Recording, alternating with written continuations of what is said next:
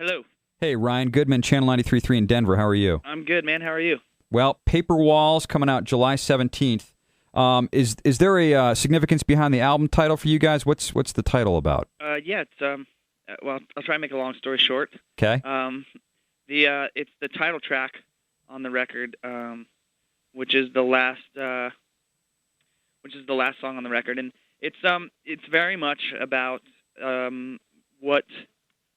what has been being, what has been Yellowcard for the last year or so. Mm-hmm.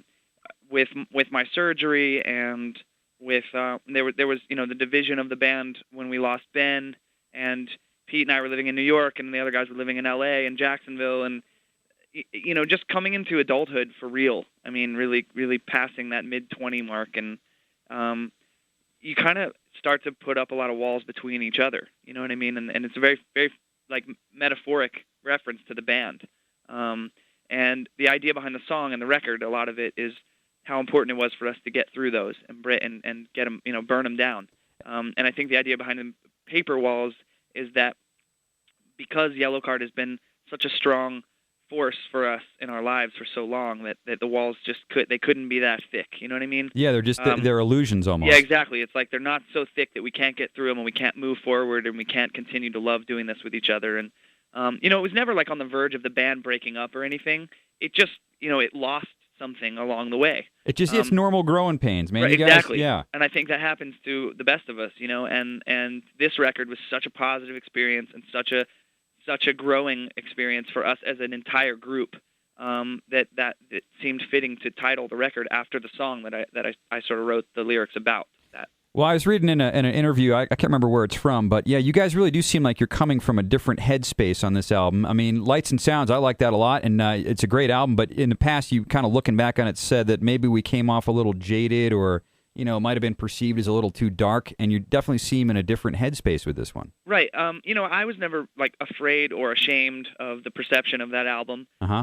I'm extremely proud of that record, mainly because of I think I'm proud of it because the people didn't really understand it, because I feel like I got to a place lyrically and the band got to a place musically that we really got to an edge. We pushed, a limit and really saw what we were capable of in going in a different direction.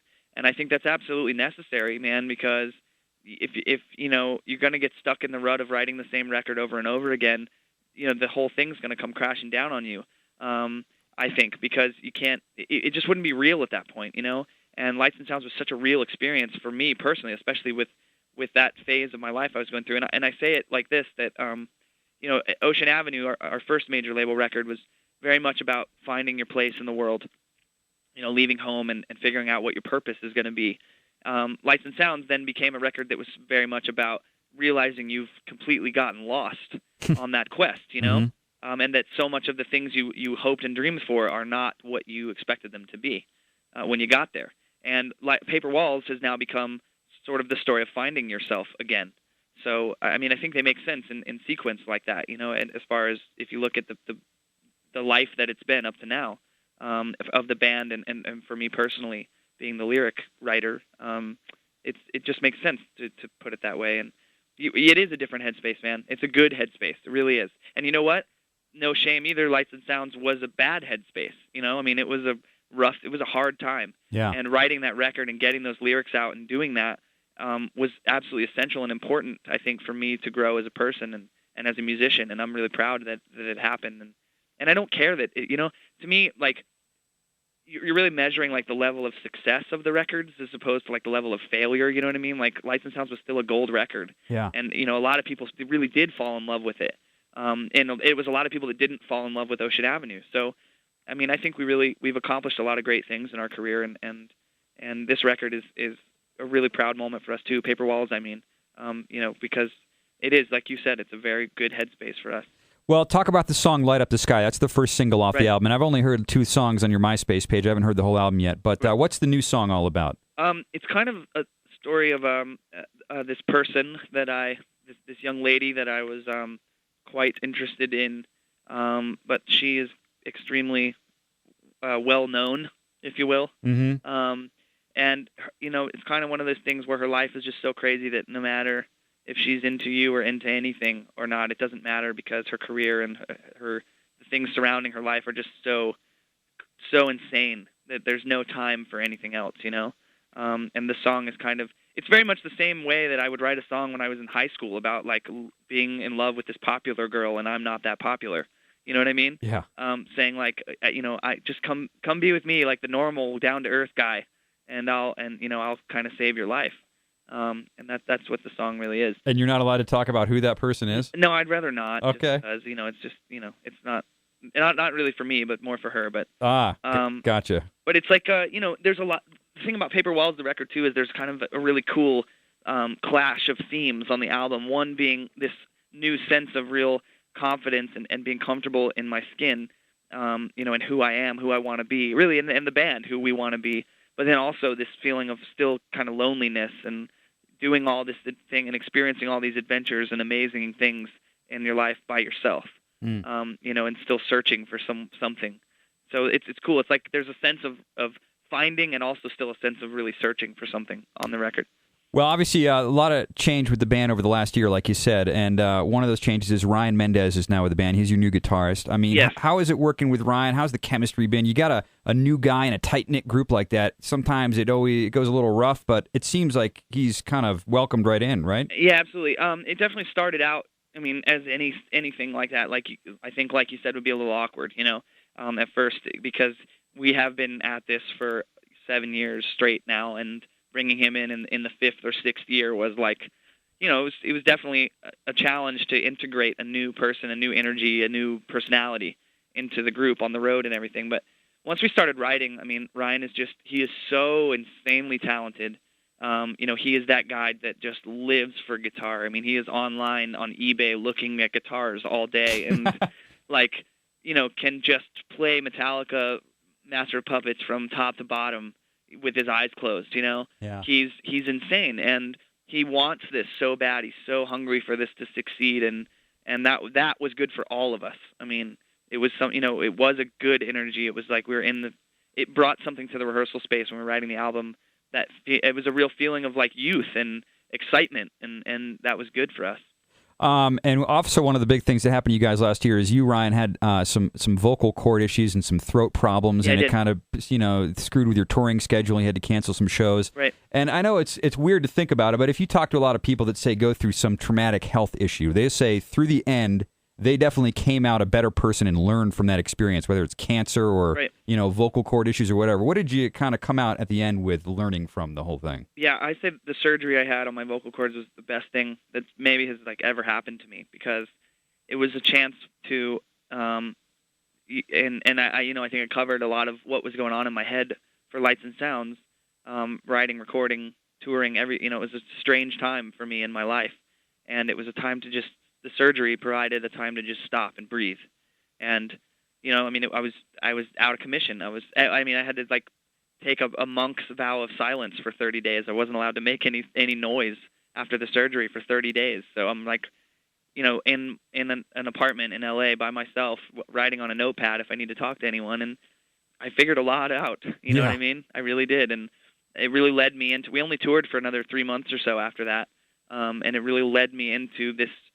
We keep saying headspace, but that headspace to write Paper Walls, and I don't think I could have asked for a better situation to get in the right place to write this album. That's amazing how everything worked out, man. I'm just talking to you and hearing you so excited about it. I can totally see it. I mean, you're going through some hard times, and sometimes that manifests itself physically. Like, it can make you sick. Yeah, it did, and I think it had a lot to do with what happened to my vocal cords. I mean, the stress level, and sometimes, honestly, I do feel like, who am I to bitch about it? I have the greatest job in the world, but it's hard to explain. It really is, man. I mean, one of my biggest issues, I think, was the fact that when Ocean Avenue got sort of went to the top of the world for us, a lot of people really begin to define you for you. They decide, whether it's publications or record labels or whatever it is. It's just a lot of people kind of decide who you are, what you stand for, before you've really figured it out yourself.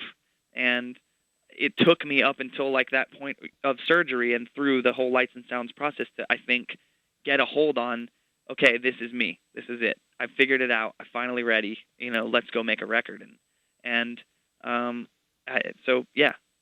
I don't know what else I can say. No, that's perfect, man.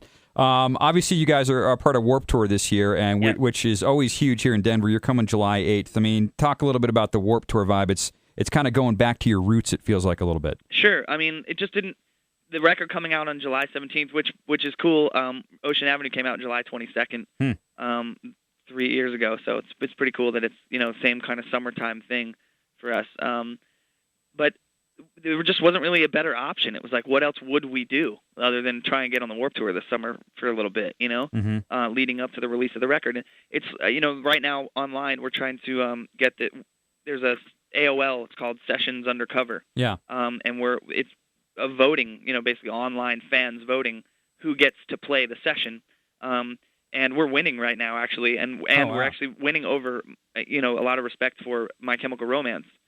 Which is insane because we don't have a record out. We don't have a single on the radio really yet or anything. And our fans are just going, they're going nuts on this site and voting like crazy for us. It's like 850,000 votes, and we have over half of them right now. That's great. But the point of the story is those are the people, the kids that are doing that are the ones that come to Warped Tour.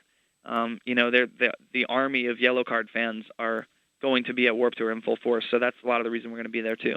Yeah, and you're going back to saying about Ryan Mendez bringing this youth and this new energy to the band. I mean, that's what Warped Tour is a lot of ways, Yeah, absolutely. I mean, it's our some of my best friends, and one of my best friends that I've met through playing music and meeting other bands, and we don't get to spend any time together because we're always on the road. But Jordan Pundick from Newfound Glory, and I are really close, and they're going to be on the tour also, which is just really awesome because they were also on the tour in 2004 when we were on. And we haven't done it in 3 years, and I don't think they have either. So it's cool. It's like a family reunion, Do you have a favorite song on the album? I mean, I know it's kind of hard to pick one. They're kind of like all your kids, but is there one? I do right now. It's actually kind of is like asking a father to pick his favorite child. It's when people ask you, what's your favorite record you've ever made? It's like, come on, man. But my favorite song on Paper Walls is right now probably, it may change, but right now it's called Shadows and Regrets. Mm-hmm. And it's kind of a lot of the central theme of the record also, with the whole thing of the paper walls and looking forward and things like that. It's that song is very much about looking to the past with no regrets and sort of looking forward with your eyes open and going forward in a very positive way and not taking things for granted, Right on. Last question, man. One thing I always loved about you guys, especially seeing you live, is some of the covers that you guys pull out of your hat. It's always like a cool surprise. Yeah. You did a couple Nirvana songs when you came by the Channel 93.3 garage. Right. You've done Lagwagon covers, Simple Minds covers. Is there any cover that you're working on or that you kind of pull out of your hat? We haven't worked on anything new in a while. Last year we started doing Weezer, Say It Ain't So. Oh, right on. It was just, we kind of started doing it at Soundcheck, and then it was fun to play it really fun to play it like the college shows and stuff, where there was people more our age that kind of remembered that record came out in 1991 or 1994 maybe when it came out. I don't. But anyways, so we've been doing that, but again, this AOL Sessions Undercover thing, we get to do an acoustic cover, so that's going to be fun to plan for, and who knows, maybe it'll be something that comes out really well, and we'll bring it on the road with us. Awesome, man. Well, we're going to see you at Warped Tour July 8th. Paper Walls comes out July 17th. It's really good to hear from you guys. It sounds like you're just really kicking ass right now and going on all cylinders, so I look forward to hearing the album. Awesome, man. Thanks so much for talking to me. Hey, thank you, Ryan. Take care. Okay, bud. See you. Bye.